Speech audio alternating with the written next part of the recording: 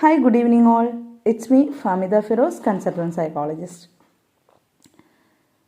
എല്ലാവരെയും ഈ ഫാമിലിയിലുള്ള എല്ലാവരെയും ഓരോരുത്തരെയും വളരെ സ്നേഹത്തോടു കൂടി ഇന്നത്തെ ക്ലാസ്സിലേക്ക് വെൽക്കം ചെയ്യുന്നു. Welcome all. അതേപോലെ നമ്മുടെ കുടുംബത്തിലെ എല്ലാവരെയും ശാന്തിയും സമാധാനവും ഉണ്ടാവട്ടെ എന്ന് പ്രാർത്ഥിക്കുകയും ചെയ്യുന്നു.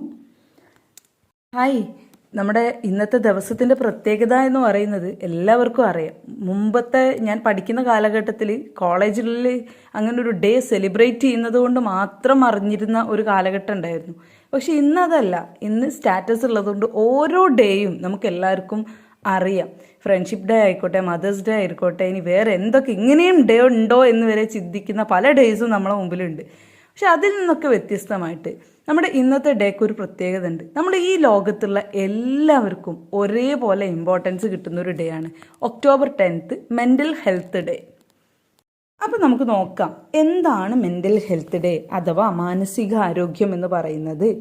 മുമ്പ് ഞാൻ വിചാരിച്ചത് ഇത് സൈക്കോളജി പഠിക്കുന്ന ഞങ്ങൾക്ക് മാത്രമുള്ളത്. 2007 കാലഘട്ടത്തിലാണ് ഞാൻ മനഃശാസ്ത്രം പഠിക്കാൻ പോകുന്നത്. അന്ന് ഞാൻ വിചാരിക്കുന്നത് ഇത് ഞങ്ങൾക്ക് മാത്രമുള്ള ഡേ ആണ് എന്നുള്ള രീതിയിലായിരുന്നു. പക്ഷെ ഇന്ന് അതിൻ്റെ പ്രാധാന്യം ഓരോ ഇൻഡിവിജ്വലിലേക്കും എത്തിക്കാൻ ഓരോരുത്തരും ശ്രദ്ധിക്കുന്നുണ്ട് എന്നുള്ളതാണ്.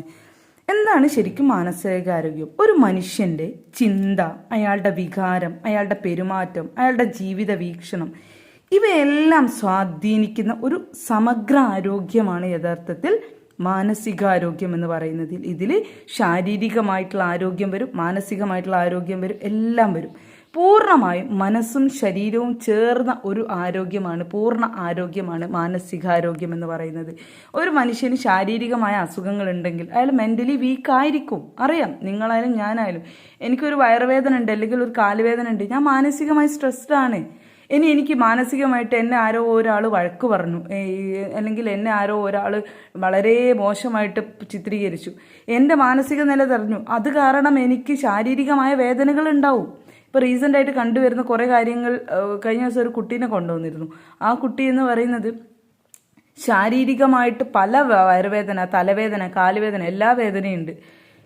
സ്കൂളിൽ നിന്ന് കിട്ടിയ അല്ലെങ്കിൽ പല സ്ഥലങ്ങളിൽ നിന്ന് കിട്ടിയ അവരുടെ സ്ട്രെസ്സാണ് അവരുടെ ഈ ഫിസിക്കലായിട്ട് വരാനുള്ള കാരണം. എല്ലാ മെഡിക്കൽ ടെസ്റ്റും നടത്തിയിട്ടാണ് നമ്മളുടെ അടുത്തേക്ക് വരുന്നത്. അപ്പം നമ്മൾ ഓരോരുത്തരും ഇതെല്ലാം ചേരുമ്പോൾ മാത്രമാണ് ഒരു മനുഷ്യന് പൂർണ്ണമായ ആരോഗ്യം ഉണ്ട് എന്ന് പറയുന്നത്. ഒരു മനുഷ്യന് ആരോഗ്യം എന്ന് പറയുമ്പോൾ അയാൾ ഒരു കാര്യത്തെ വീക്ഷിക്കുമ്പോൾ ഹെൽത്തി ആയിട്ട് ഫീൽ ചെയ്യണം. ഇപ്പോൾ ശാരീരികമായിട്ട് ആരോഗ്യം എന്ന് പറഞ്ഞാൽ നമുക്കൊക്കെ അറിയാം, എവിടെയും പ്രത്യേകിച്ച് വേദന ഇല്ലാത്ത, പ്രത്യേകിച്ച് അസുഖങ്ങളില്ലാതെ, പ്രത്യേകിച്ച് നമുക്ക് നടക്കാനും ഇരിക്കാനും നമ്മുടെ ഡെയിലി റുട്ടീൻസ് എല്ലാം ചെയ്യാനും നമ്മുടെ ജോലികൾ ചെയ്യാനും പറ്റുന്ന ഒരു അവസ്ഥയാണ് ശാരീരികാരോഗ്യം. ഇതുള്ള ആളുകൾക്ക് ഇന്ന് പലപ്പോഴും ഇല്ലാത്തൊരു സാധനം മാനസികാരോഗ്യമാണ്. കാരണം പല കാര്യത്തിൻ്റെയും പേരിൽ ആങ്സൈറ്റി, അതായത് ഒരു ഉത്കണ്ഠ, പ്രയാസം, ഇങ്ങനെ തുടങ്ങി ഓരോരുത്തർക്ക് ഓരോ തരത്തിലുള്ള മാനസിക പ്രയാസങ്ങൾ അനുഭവിക്കുന്ന ആളുകളാണ് ഇന്ന് നമ്മുടെ ചുറ്റുവട്ടത്തിൽ കൂടുതലുള്ളത്. പുതിയ പഠനപ്രകാരം 75% ആളുകളും മാനസികാരോഗ്യം ഇല്ലാത്ത ആളുകളാണ് എന്നാണ് പറയുന്നത്. അപ്പം ഇതിൻ്റെ ഒരു കാരണം നമ്മളെ ചിന്തകളാണ്. നമ്മളെ ചിന്തകൾ എങ്ങനെയൊക്കെ പോകുന്നു അതാണ് നമ്മളുടെ മാനസിക നില തെറ്റുന്നത് എന്നാണ്. അത് മറ്റുള്ളവർ നമ്മളടുത്ത് വളരെ മോശമായിട്ട് പെരുമാറിയാലും നമ്മൾ അതേ സെൻസിൽ എടുക്കുന്നില്ലെങ്കിൽ നമുക്ക് മാനസികാരോഗ്യം തളരുന്നില്ല.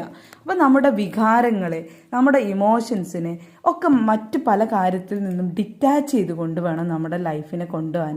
അങ്ങനെ എവിടെയെങ്കിലും അത് വികാരമാവാം, ഇമോഷൻസ് ആവാം, നമ്മുടെ സാമൂഹികപരമായിട്ടുള്ള ആരോഗ്യമാവാം, അതായത് മറ്റുള്ളവരുമായിട്ട് നമ്മൾ ഇടപഴകുന്നത് എങ്ങനെ, അവർ നമ്മളോട് ഇടപഴകുന്നത് എങ്ങനെ, ഇതെല്ലാം അതിൽ ഉൾപ്പെടുത്തും.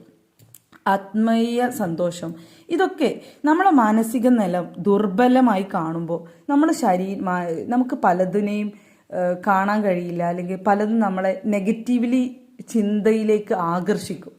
ഇതൊക്കെ നമ്മൾ ശ്രദ്ധിക്കേണ്ടതുണ്ട്. കാരണം പറഞ്ഞു കഴിഞ്ഞാൽ നമ്മളെ ആരെങ്കിലും ഒരാൾ അപമാനിക്കുകയാണെങ്കിൽ അല്ലെങ്കിൽ മോശമായിട്ട് ചിത്രീകരിക്കുകയാണെങ്കിൽ നമ്മുടെ മസ്തിഷ്കം, നമ്മുടെ ബ്രെയിന് അതിനെ ഭീഷണിയായി കണക്കാക്കുകയും അത് ആഴത്തിൽ നമ്മളെന്ത് ചെയ്യും, നമ്മുടെ ഹൃദയത്തിനുള്ളിൽ അത് പതിയും.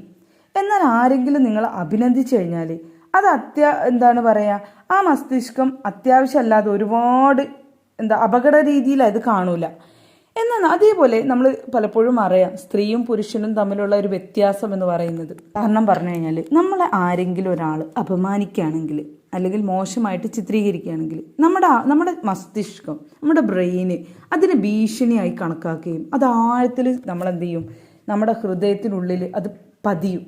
എന്നാൽ ആരെങ്കിലും നിങ്ങളെ അഭിനന്ദിച്ചു കഴിഞ്ഞാൽ അത് എന്താണ് പറയുക, ആ മസ്തിഷ്കം അത്യാവശ്യമല്ലാതെ ഒരുപാട് അപകട രീതിയിൽ അത് കാണൂല.